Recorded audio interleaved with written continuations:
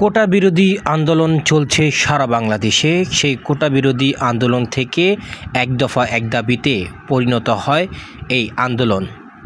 বৈষম্য দূর করতেই ছাত্রদের এই আন্দোলনে একে একে যোগ দেন সাধারণ মানুষসহ বিভিন্ন শ্রেণী পেশার মানুষ।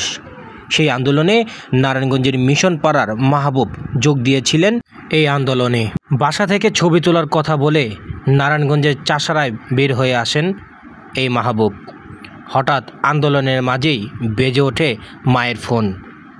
আন্দোলনের মাঝেই মায়ের ফোন রিসিভ করে মাকে মিথ্যা কথা বলেন, আমি নারায়ণগঞ্জের জামতলা এলাকায় অবস্থান করছি। অপর পাশ থেকে মায়ের কণ্ঠে বেজে আসে, বাবা এখানকার অবস্থা অনেকটাই খারাপ, তুমি চাষারায় এসো না। কিন্তু সেই মাহবুব চাষারায় থেকেই আন্দোলন করতে করতে পুলিশের গুলি ও টিয়ারশেল নিক্ষেপের পর ছত্রভঙ্গ হয়ে যায় মাহবুব ও তার দলের লোকজন। হঠাৎ করে নীরবতা দেখে মাহবুব তার মাথা বের করে দেখতে গিয়েছিলেন পুলিশ চলে গিয়েছে কিনা। তখনই মাথা বের করার সাথে সাথে একটি ফায়ারের শব্দ শোনা গেল। সাথে সাথে সেই শব্দে লুটিয়ে পড়ল মাহবুব। তখন থেকে অন্ধত্বের জীবন বরণ করেন তিনি। শুধু আন্দোলনে গিয়ে অন্ধত্ব বরণ করেই তার কষ্ট হয়নি, বরঞ্চ তার জীবন সঙ্গিনীও তাকে এই অন্ধত্বের কারণে ছেড়ে গেছেন। মাহবুব তার দুটি চোখের দৃষ্টি হারাননি, হারিয়েছে বাংলাদেশ তার দৃষ্টি। স্বৈরাচার পতনের জন্য আন্দোলন করেছিলেন মাহবুব, কিন্তু তার দৃষ্টি ফিরিয়ে দিতে এগিয়ে আসেননি কেউই।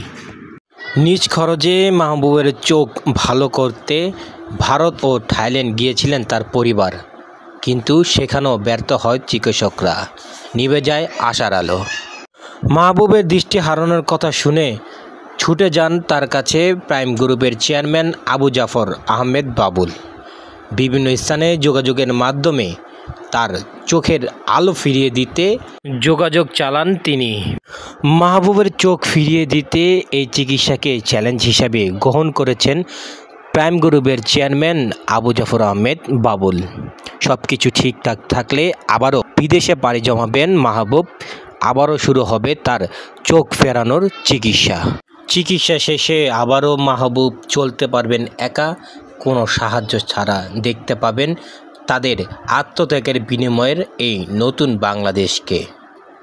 বিসমিল্লাহির রহমানির রহিম। আমি আজকে এই জায়গাতে আসছি, এটা আমার অ্যাকচুয়ালি আমার মহল্লাতেই।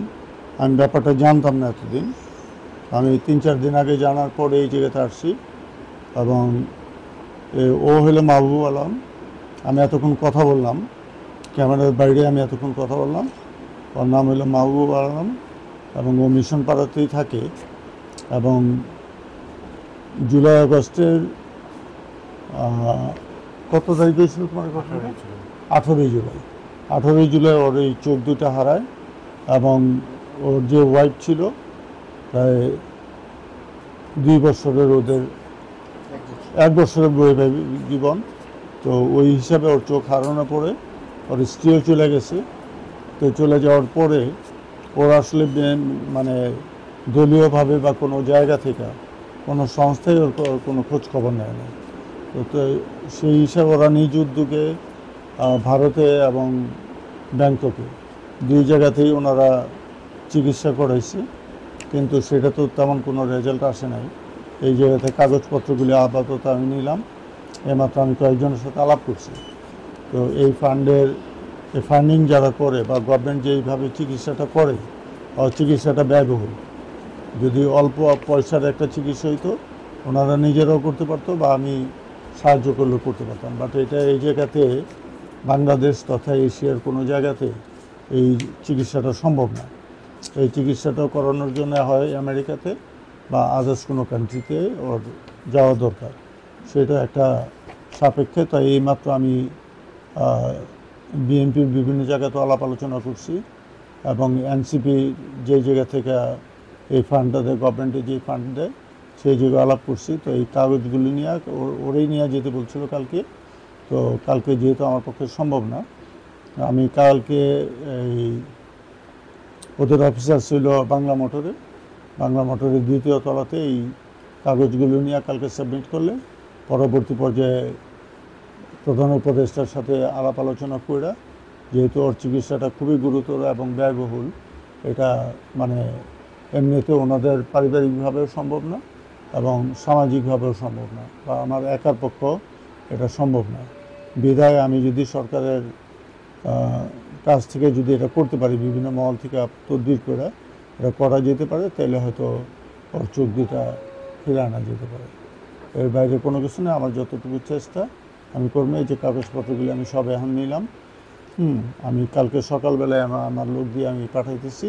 তো ওই জায়গা থেকে একটা রেজাল্ট আসলে তার পরবর্তী পর্যায়ে আমি ওরে নিয়ে যাব। আমি যদি প্রধান উপদেষ্টার কাছে লাগে, আমি প্রধান উপদেষ্টার কাছে ওরে নিয়ে যাবো, যাতে ওর চোখের চিকিৎসাটা যাতে সরকারিভাবে করা যায় এবং সরকার যাতে এটা করে। ঠিক আছে, কিছু নাই। আর ওনাদেরকে সান্ত্বনা দেওয়ার মতো কোনো মানে ভাষা আমার কাছে নাই। আমি সান্ত্বনা দিতে চাই না, আমি অ্যাকচুয়ালি কাজটা করতে চাই। কাজটা করানোর যদি আপনারা দোয়া করবেন এবং সাহায্য করবেন, যাতে এই কাজটা আমি করতে পারি এবং ওর চোখটা যাতে ফিরে আনতে পারি। যদি ওর কর্নিয়া এবং ওর সম্ভবত একটা গুলি, ওর ভাষ্যমতে আমি যতটুকু ওর কাছ থেকে শুনলাম, যে একটা গুলি এখন পর্যন্ত ওর ওই কোন জায়গাতে, এটা অপটিক্যাল নার্ভে ওইটা রয়ে গেছে গুলিটা। তো গুলিটা অপটিক্যাল নার্ভে থাকা মানে হইলো টোটাল স্কালটা মানে অপারেশন করে কিন্তু এটা বের করতে হবে। ইটস নট এ মানে ইজি প্রসেস। তো এটার জন্য যেহেতু উচ্চ চিকিৎসার ব্যাপার, এটা হয় জার্মানিতে অথবা বেলজিয়ামে, এইসব